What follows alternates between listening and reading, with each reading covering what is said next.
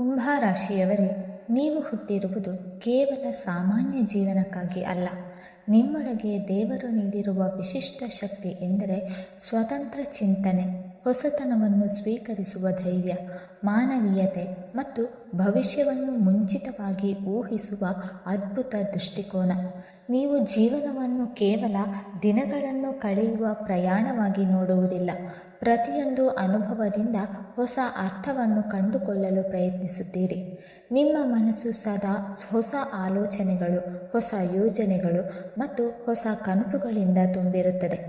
ಆದರೆ ಇತ್ತೀಚಿನ ದಿನಗಳಲ್ಲಿ ನೀವು ಎಷ್ಟೇ ಪ್ರಯತ್ನ ಪಟ್ಟರೂ ಜೀವನದಲ್ಲಿ ನಿರೀಕ್ಷಿಸಿದಷ್ಟು ವೇಗವಾಗಿ ಪ್ರಗತಿ ಕಾಣಿಸುತ್ತಿಲ್ಲ ಎಂಬ ಭಾವನೆ ನಿಮ್ಮಲ್ಲಿ ಮೂಡಿರಬಹುದು. ಕೆಲವೊಮ್ಮೆ ನೀವು ಇತರರಿಗಿಂತ ಹೆಚ್ಚು ಯೋಚಿಸುತ್ತೀರಿ, ಹೆಚ್ಚು ಶ್ರಮಿಸುತ್ತೀರಿ, ಆದರೆ ಅದರ ಫಲಿತಾಂಶ ಮಾತ್ರ ತಡವಾಗಿ ಬರುತ್ತಿರುವಂತೆ ಕಾಣಬಹುದು. ನೀವು ನಂಬಿದವರು ನಿಮ್ಮನ್ನು ಸರಿಯಾಗಿ ಅರ್ಥ ಮಾಡಿಕೊಳ್ಳುತ್ತಿಲ್ಲ, ನಿಮ್ಮ ಉದ್ದೇಶಗಳನ್ನು ತಪ್ಪಾಗಿ ಅರ್ಥೈಸುತ್ತಿದ್ದಾರೆ ಅಥವಾ ನಿಮ್ಮ ಮೌಲ್ಯವನ್ನು ಗುರುತಿಸುತ್ತಿಲ್ಲ ಎಂಬ ನೋವು ನಿಮ್ಮ ಮನಸ್ಸಿನಲ್ಲಿ ಇರಬಹುದು. ಹೌದು ಎಂದಾದರೆ ಈ ಕತೆ ನಿಮ್ಮ ಮನಸ್ಸಿಗೆ ನೇರವಾಗಿ ಮಾತನಾಡುತ್ತಿದೆ. ಕುಂಭರಾಶಿಯವರೇ, ನೀವು ಶನಿ ಮತ್ತು ರಾಹುವಿನ ಪ್ರಭಾವ ಹೊಂದಿರುವ ವಿಶಿಷ್ಟ ವ್ಯಕ್ತಿತ್ವದವರು. ನೀವು ಚಿಂತನೆ ಸಾಮಾನ್ಯ ಜನರಿಗಿಂತ ವಿಭಿನ್ನರಾಗಿರುತ್ತದೆ. ಎಲ್ಲರೂ ಒಂದು ದಿಕ್ಕಿನಲ್ಲಿ ಯೋಚಿಸುತ್ತಿದ್ದರೆ ನೀವು ಇನ್ನೊಂದು ಹೊಸ ದಿಕ್ಕನ್ನು ಹುಡುಕುತ್ತೀರಿ. ನೀವು ಗುಂಪಿನೊಂದಿಗೆ ಸಾಗುವುದಕ್ಕಿಂತ ನಿಮ್ಮದೇ ದಾರಿಯನ್ನು ನಿರ್ಮಿಸಿಕೊಳ್ಳಲು ಇಷ್ಟಪಡುತ್ತೀರಿ. ಅದಕ್ಕಾಗಿಯೇ ನಿಮ್ಮ ಆಲೋಚನೆಗಳು ಕೆಲವರಿಗೆ ವಿಚಿತ್ರವಾಗಿ ಕಾಣಬಹುದು.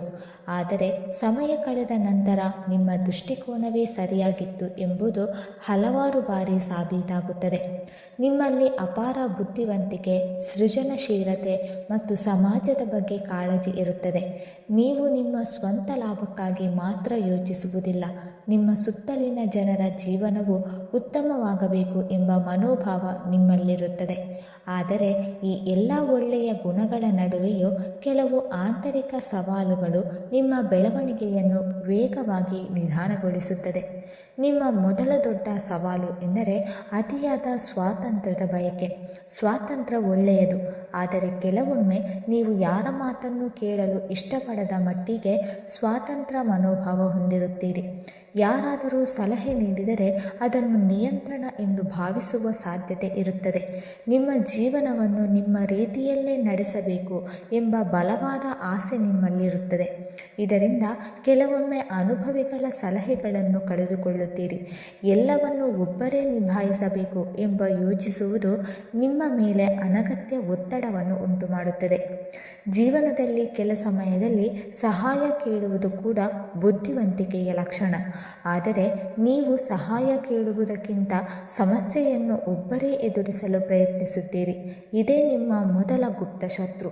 ನಿಮ್ಮ ಎರಡನೆಯ ಸವಾಲು ಎಂದರೆ ಅತಿಯಾದ ಆಲೋಚನೆ ಮತ್ತು ಭವಿಷ್ಯದ ಬಗ್ಗೆ ಹೆಚ್ಚು ಚಿಂತಿಸುವ ಸ್ವಭಾವ. ಕುಂಭರಾಶಿಯವರು ಸಾಮಾನ್ಯವಾಗಿ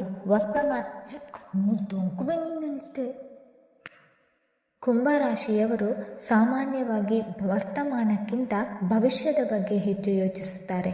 5 ವರ್ಷಗಳ ನಂತರ ಏನಾಗಬಹುದು, 10 ವರ್ಷಗಳ ನಂತರ ಜೀವನ ಹೇಗಿರಬಹುದು ಎಂಬ ಚಿಂತನೆ ನಿಮ್ಮ ಮನಸ್ಸಿನಲ್ಲಿ ಸದಾ ಓಡಾಡುತ್ತಿರುತ್ತದೆ. ಇದು ನಿಮ್ಮನ್ನು ದೂರದೃಷ್ಟಿಯ ವ್ಯಕ್ತಿಯನ್ನಾಗಿ ಮಾಡುತ್ತದೆ. ಆದರೆ ಕೆಲವೊಮ್ಮೆ ಇದೇ ಗುಣ ನಿಮ್ಮ ಶಾಂತಿಯನ್ನು ಕದಡುತ್ತದೆ. ಭವಿಷ್ಯದ ಬಗ್ಗೆ ಹೆಚ್ಚು ಯೋಚಿಸುತ್ತಾ ಇಂದಿನ ಅವಕಾಶಗಳನ್ನು ಕಳೆದುಕೊಳ್ಳುವ ಸಾಧ್ಯತೆ ಇರುತ್ತದೆ. ನೀವು ಇನ್ನೂ ಸಂಭವಿಸದ ಸಮಸ್ಯೆಗಳ ಬಗ್ಗೆ ಯೋಚಿಸುತ್ತಾ ನಿಮ್ಮ ಶಕ್ತಿಯನ್ನು ವ್ಯರ್ಥ ಮಾಡಿಕೊಳ್ಳಬಹುದು. ಇದರಿಂದ ಮನಸ್ಸಿನಲ್ಲಿ ಅನಗತ್ಯ ಒತ್ತಡ ಹೆಚ್ಚಾಗುತ್ತದೆ. ಭವಿಷ್ಯಕ್ಕಾಗಿ ಯೋಜನೆ ಮಾಡುವುದು ಒಳ್ಳೆಯದು, ಆದರೆ ವರ್ತಮಾನವನ್ನು ಬದುಕುವುದು ಕೂಡ ಅಷ್ಟೇ ಮುಖ್ಯ. ಮೂರನೆಯ ದೊಡ್ಡ ಶತ್ರು ಎಂದರೆ ಭಾವನೆಗಳನ್ನು ಒಳಗೆ ಇಟ್ಟುಕೊಳ್ಳುವ ಸ್ವಭಾವ. ಕುಂಭರಾಶಿಯವರು ಹೊರಗಿನಿಂದ ತುಂಬ ಬಲಿಷ್ಠರು ಮತ್ತು ನಿರ್ಲಿಪ್ತರು ಎಂದು ಕಾಣಬಹುದು. ಆದರೆ ನಿಮ್ಮ ಹೃದಯದಲ್ಲಿ ಅನೇಕ ಭಾವನೆಗಳು ಅಡಗಿರುತ್ತದೆ. ನಿಮಗೆ ನೋವಾದಾಗ ಅಥವಾ ಯಾರಾದರೂ ದ್ರೋಹ ಮಾಡಿದಾಗ ಅದನ್ನು ತಕ್ಷಣ ವ್ಯಕ್ತಪಡಿಸುವುದಿಲ್ಲ. ಬದಲಾಗಿ ಮೌನವಾಗಿರುತ್ತೀರಿ. ನಿಮ್ಮ ನೋವನ್ನು ಯಾರೊಂದಿಗೂ ಹಂಚಿಕೊಳ್ಳದೆ ನಿಮ್ಮೊಳಗೆ ಇಟ್ಟುಕೊಳ್ಳುತ್ತೀರಿ. ಇದರಿಂದ ಹೊರಗೆ ಎಲ್ಲವೂ ಸರಿಯಾಗಿದೆ ಎಂದು ಕಾಣಬಹುದು, ಆದರೆ ಒಳಗೆ ಒತ್ತಡ ಹೆಚ್ಚಾಗುತ್ತದೆ. ನೀವು ನಿಮ್ಮ ಭಾವನೆಗಳನ್ನು ಸರಿಯಾದ ವ್ಯಕ್ತಿಗಳೊಂದಿಗೆ ಹಂಚಿಕೊಳ್ಳಲು ಕಲಿತಾಗ ಮಾತ್ರ ಮನಸ್ಸಿನ ಭಾರ ಕಡಿಮೆಯಾಗುತ್ತದೆ. 4ನೆಯ ಸವಾಲು ಎಂದರೆ ಕೆಲಸಗಳನ್ನು ಆರಂಭಿಸಿ ಮಧ್ಯದಲ್ಲಿ ಆಸಕ್ತಿ ಕಳೆದುಕೊಳ್ಳುವುದು. ಕುಂಭರಾಶಿಯವರ ಮನಸ್ಸು ಸದಾ ಹೊಸ ಹೊಸ ಆಲೋಚನೆಗಳಿಂದ ತುಂಬಿರುತ್ತದೆ. ಒಂದು ಯೋಜನೆ ಆರಂಭಿಸಿದಾಗ ನೀವು ಅಪಾರ ಉತ್ಸಾಹ ತೋರುತ್ತೀರಿ, ಆದರೆ ಕೆಲವು ದಿನಗಳ ನಂತರ ಮತ್ತೊಂದು ಹೊಸ ಆಲೋಚನೆ ಬಂದಾಗ ಹಿಂದಿನ ಕೆಲಸದ ಮೇಲೆ ಗಮನ ಕಡಿಮೆಯಾಗಬಹುದು. ಇದರಿಂದ ಹಲವರು ಉತ್ತಮ ಅವಕಾಶಗಳು ಅರ್ಧದಲ್ಲೇ ಉಳಿಯುವ ಸಾಧ್ಯತೆ ಇರುತ್ತದೆ. ನಿಮ್ಮಲ್ಲಿ ಪ್ರತಿಭೆಯ ಕೊರತೆ ಇಲ್ಲ, ಆದರೆ ನಿರಂತರತೆ ಕೊರತೆಯಾಗಬಹುದು. ಯಶಸ್ಸು ಹೆಚ್ಚಿನ ಸಂದರ್ಭಗಳಲ್ಲಿ ಪ್ರತಿಭೆಯಿಂದ ಅಲ್ಲ, ನಿರಂತರ ಪ್ರಯತ್ನದಿಂದ ಬರುತ್ತದೆ. ನೀವು ಒಂದೇ ಗುರಿಯ ಮೇಲೆ ದೀರ್ಘಕಾಲ ಗಮನ ಕೇಂದ್ರೀಕರಿಸಲು ಕಲಿತರೆ ನಿಮ್ಮ ಸಾಧನೆಗಳು ಬಹಳ ದೊಡ್ಡದಾಗುತ್ತವೆ. ಕುಂಭರಾಶಿಯವರೇ, ನಿಮ್ಮ ಜೀವನದಲ್ಲಿ ಮತ್ತೊಂದು ಪ್ರಮುಖ ಸವಾಲು ಎಂದರೆ ಜನರಿಂದ ದೂರವಾಗುವ ಪ್ರವೃತ್ತಿ. ನೀವು ಎಲ್ಲರೊಂದಿಗೆ ಸ್ನೇಹಪರವಾಗಿ ವರ್ತಿಸಿದರೂ ಮನಸ್ಸಿನ ಆಳಕ್ಕೆ ಕೆಲವೇ ಜನರನ್ನು ಪ್ರವೇಶಿಸಲು ಬಿಡುತ್ತೀರಿ. ಕೆಲವೊಮ್ಮೆ ನೀವು ಒಂಟಿತನವನ್ನು ಇಷ್ಟಪಡುತ್ತೀರಿ. ಇದು ತಪ್ಪಲ್ಲ, ಆದರೆ ಅತಿಯಾದ ಒಂಟಿತನ ನಿಮ್ಮ ಜೀವನದಲ್ಲಿ ಭಾವನಾತ್ಮಕ ಅಂತರವನ್ನು ಸೃಷ್ಟಿಸಬಹುದು.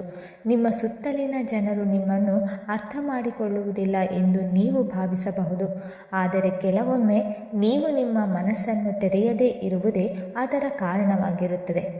ಜನರು ನಿಮ್ಮನ್ನು ಅರ್ಥ ಮಾಡಿಕೊಳ್ಳಬೇಕಾದರೆ ನೀವು ಕೂಡ ನಿಮ್ಮ ನಿಜವಾದ ಭಾವನೆಗಳನ್ನು ಹಂಚಿಕೊಳ್ಳಬೇಕು.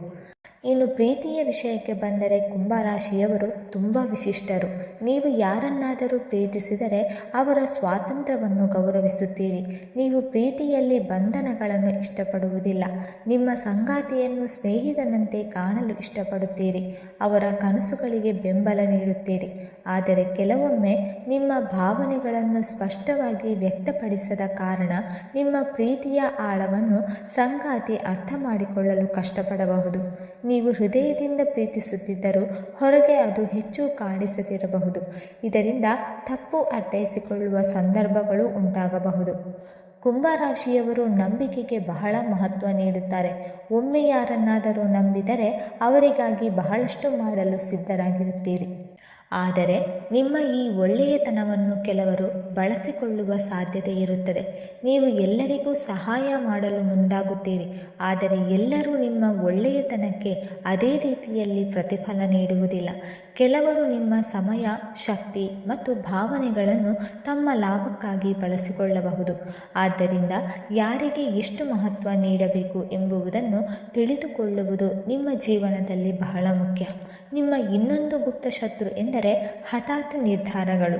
ಕೆಲವೊಮ್ಮೆ ನೀವು ಒಂದು ಕ್ಷಣದಲ್ಲಿ ತೆಗೆದುಕೊಂಡ ನಿರ್ಧಾರದಿಂದ ಸಂಪೂರ್ಣ ದಿಕ್ಕನ್ನೇ ಬದಲಾಯಿಸಬಹುದು.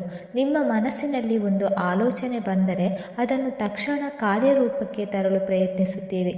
ಇದು ಕೆಲ ಸಂದರ್ಭಗಳಲ್ಲಿ ಯಶಸ್ಸನ್ನು ತರುತ್ತದೆ, ಆದರೆ ಕೆಲ ಸಂದರ್ಭಗಳಲ್ಲಿ ಅನಗತ್ಯ ಸಮಸ್ಯೆಗಳನ್ನು ಕೂಡ ಉಂಟು ಮಾಡಬಹುದು.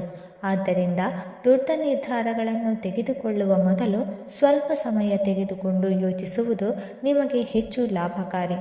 ಕುಂಭರಾಶಿಯವರೇ, ನಿಮ್ಮ ಜೀವನದ ಮತ್ತೊಂದು ದೊಡ್ಡ ಪಾಠ ಎಂದರೆ ಸಹನೆ. ನೀವು ಬದಲಾವಣೆಯನ್ನು ಇಷ್ಟಪಡುತ್ತೀರಿ, ಹೊಸತನವನ್ನು ಬಯಸುತ್ತೀರಿ, ಆದರೆ ಜೀವನದ ಕೆಲವು ಫಲಿತಾಂಶಗಳಿಗೆ ಸಮಯ ಬೇಕಾಗುತ್ತದೆ. ಬೀಜ ಬಿತ್ತಿದ ತಕ್ಷಣ ಮರ ಬೆಳೆಯುವುದಿಲ್ಲ.